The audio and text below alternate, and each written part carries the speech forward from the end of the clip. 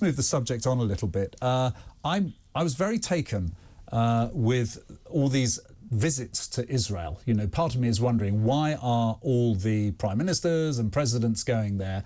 And of course, there's generally a show of support. It's all very important and underlines various messages. But one message that came out because of the focus on Israel proposing to invade Gaza effectively and clear out Hamas is the caution from Americans who were saying, look, this was your 9/11, what happened to you on October the 7th in Israel, but do not make the same mistake we made after 9/11, when obviously the legacy in the Middle East has just been disastrous in so many ways. That's quite a cautious and very sensible thing for Americans to be saying. So there doesn't seem to be enough talk about what is the plan for Gaza when Israel invade, both when they invade and afterwards. Are we missing this? No, I think there's a huge problem, isn't there? Because there's the problem, we don't know how long the invasion is going to take. We don't know what's going to happen afterwards. There's some talk of the Palestinian Authority running Gaza after Israel presumably cedes and comes back out, if you like, of Gaza. There's the huge humanitarian problem. But the thing I think that many states are worried about, Britain and America included, is what this damage, the risk of this conflict spilling over into the wider region and pulling in other countries. We've already seen the impact that it's having here and destabilising in this country, and the sort of some of the protests and some of the appalling and horrendous anti-Semitic behaviour we've seen. So there's a real risk of that happening. There doesn't seem to be an exit strategy. We should be learning the lessons from Iraq and Afghanistan, and that's what the Americans' wise counsel are saying. Come on, what is your plan? What are you going to do? Maybe the Israelis don't have a fully worked out plan. It depends on what happens when they finally start the ground invasion. Yeah. But there's a huge and growing, I think, uncertainty, isn't there, about what's going to happen in the future. I think there is General Petraeus, God, I can't get his name right. He said, former head of the CIA and former general in the US Army, he actually summed it up in one paragraph when he was being interviewed. And he said, there needs to be a plan to rebuild Gaza, infrastructure in Gaza, investment in Gaza, once they've gone in and achieved a military objective, which of course are easy words to say, but that's going to have huge casualties. Both, you know, no one's going to shed too much tear for Hamas, but there could be a lot of civilians in that. And in some senses, he's absolutely right. That will require a lot of international funding as well. Do you think there will be yet more appetite in the West to fund, if you like, rebuilding of Gaza if it comes to that? We're spending a fortune in Ukraine as it is. Do you think there is an appetite for that? I think there will be, but I think Israel has to be quite careful at the moment in terms of carrying the international community with it, and part of that involves ensuring that humanitarian aid gets in, and that there is a strategy and there is a plan for sort of reconciliation and peace in the region, and it just seems further away than ever. I think that's what's really worrying people who aren't directly involved, and people who are directly involved is the idea of peace and a viable two-state solution seems further than ever away, and it's bringing both sides back to that sort of position and actually coming up with some kind of strategic plan. I mean, vast parts of Gaza, we've all seen the images on TV, are flattened. So it's going to require a huge amount of work to rehabilitate Gaza and to bring peace to the area, and I think that's a massive problem. And I think there's also the wider problem about what's going to be happening in the region. We're seeing all these risks with Lebanon and Iran getting drawn in, and I think it's a massive strategic problem for the world. But are Iran being drawn in, or are they? This is exactly what they're looking to do. We all know that they are the big backers to Hamas. They're backing Hezbollah in the north, who they want to continue lobbing bombs into Israel. I mean, Iran was uncomfortable with the consensus building around Israel from places like Dubai. Saudi Arabia was on the verge of doing the same thing.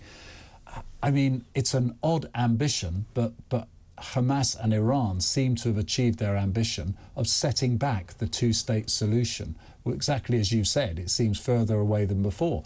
That seems to be their ambition. To what purpose, I don't understand, but it's not in the interest of the Palestinian people, least of all, is it? Absolutely. They sort of ripped apart any idea that might be on the horizon, and it's anarchy effectively at the moment. So it's very hard to see a way out of it. I mean, there are peace talks, I think, happening at the moment in Egypt, is it? I think, where people are looking at possible solutions. But at the moment, it's a very worrying time, I think, for everybody involved. Let's go to Ian in London. Ian, hello. Good morning, Nick. Good morning. What can we do for you? You posed a question: Can the Conservative government do anything to win my vote? Well, they could do loads of things, but they're not doing any of them. And one of them that won't do it is slashing stamp duty. Just doesn't appeal to you. Well, I don't think it appeals to anybody apart from the property sector, which counts for 25% of the Tory party's income. It's the best democracy money can buy, as far as that's concerned. And Labour have got nothing to offer either. They can make as many promises as they like. None of them are legally binding. So where does that leave you? Where does it leave you in politics? Will you just give up on politics, or will you look elsewhere? I'm going to stand as an independent candidate because I've had enough. In your constituency? Yes, I'm a die-hard Labour man. Tony Benn, Harold Wilson, Barbara Castle, not this lot. And will you? And if you do it as an independent, are you just going to put up your own money, fight your own campaign? Will you have many supporters? Will you have help out there to do it? Well, a couple of people expressed interest. You'll need more than a couple, Ian. I mean, I admire it, but you'll need more than a couple. The problem is, Nick, if I just keep moaning and do nothing, I won't be able to look myself in the mirror. And that's the reason. It's £500 deposit. I've got the paperwork, do some campaigning, and it will be just about the local people as a what MPs should be. No, listen, I agree. I admire you. I'll be absolutely clear. But let me ask you this. What do none of the other minor parties, like Reform or appeal to you, where you might have a bit of an infrastructure around you? I've listened to them and I start getting interest. Then they come out and say something really, really stupid. Particularly Richard on the NHS. I worked in the NHS for over 20 years. My wife died as a result of medical incompetence. I'm an army medic. I did ambulance driving. I'm a diver medic, a first aid trained.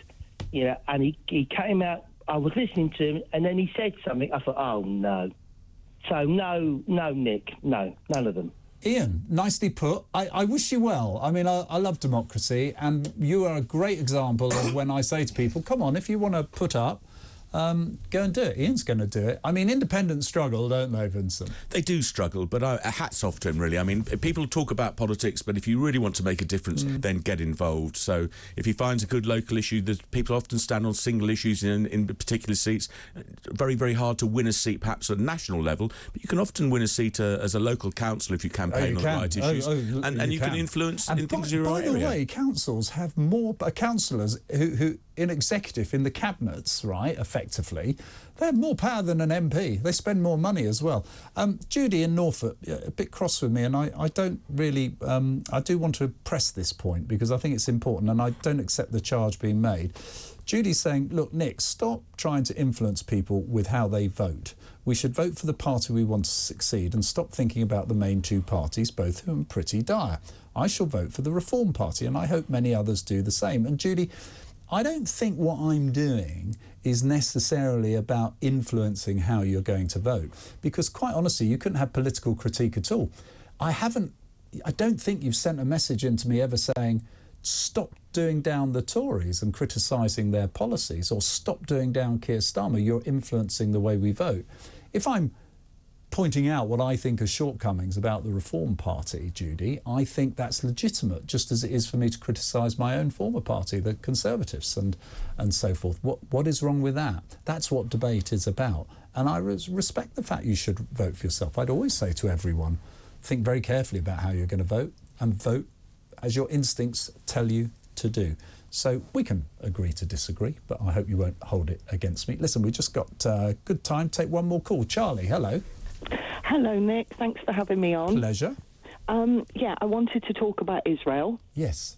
I have a personal experience of, I am not Jewish. and I didn't understand anti-Semitism fully. I understood that it existed, but I didn't understand it fully. I have Messianic Jewish friends, and one of them gave me a Star of David necklace. I was in Spain on holiday. I wore the necklace, and at the end of my evening out, I went to get a kebab. The man that served me spat in my kebab, threw it on the floor, and told me he would kill me. I had no idea I just ordered a kebab. I don't understand. I went round to a friend, and he said to me, "Take that necklace off." Gosh, and sorry, which part of the country was this in? This was in Costa del Sol. Oh, it was in Spain. Yes. And that, I mean, how did you feel? Because you obviously, I think from what you're saying, and chide me if I got this wrong, you didn't understand why this happened until someone pointed it out to you why it happened. Yes. How did that make you feel? I was frightened because I didn't understand, so I was really frightened. And when it was pointed out to me, I was shocked. I was honestly shocked. I thought, are you joking? It was complete bafflement. And these people live with this day in, day out. And when I told my friend who gave me the necklace, she said to me, "Oh my gosh, I should have warned you." Really? Extraordinary. And has it changed your worldview, how you look at things? It has. And I think that what happened on the 7th, I think there was a lot of coverage on what happened on the 7th, but I feel that it is now completely shifted to the Palestinian people, and that Israel need to be careful, and Israel need to learn the lessons, and Israel this, and Israel that. Israel always has to learn the lessons of everybody else's mistakes. Their people were butchered. They were butchered, and if the Palestinian people want an end to it, then tell the IDF where Hamas are. Tell them. Listen, Charlie, that's a very good point, because it's quite clear the IDF are going to rout out Hamas, and all credit to them. Let them do that, because I don't think peace stands a chance until that's done, or more importantly, until the hostages are also released. Vincent, thank you, Charlie, for that very powerful call. First-hand anti-Semitism, which would have been like a bolt out of the blue for her. And that's happening all the time. Incredible, isn't it, really? And a common story, unfortunately, increasingly common. We've seen a huge rise in anti-Semitic incidents, and I think we've all got a responsibility, especially in the media now, to report things carefully. And I think that's been one of the problems, is people are looking at social media, which wasn't the case at 9/11 and that sort of era, and that's been a real problem, and that's probably inflamed things, because people see things on there that aren't even true and then react accordingly, and it's been a big issue. Quite extraordinary, really. Listen, it's been great having you here, but I'm not going to let you go without saying, OK, Vincent Moss, we've been talking about the by-elections, the outcomes for the general election. First question, when will the general election be, in Vincent Moss's opinion? I think it will be about a year's time, October, November next year. It could be as late as January. I don't think it's going to happen. It could be as early as May, but I'm going for October, November next year. And the result? I think it will be a Labour win, but not by the scale that people think it will be.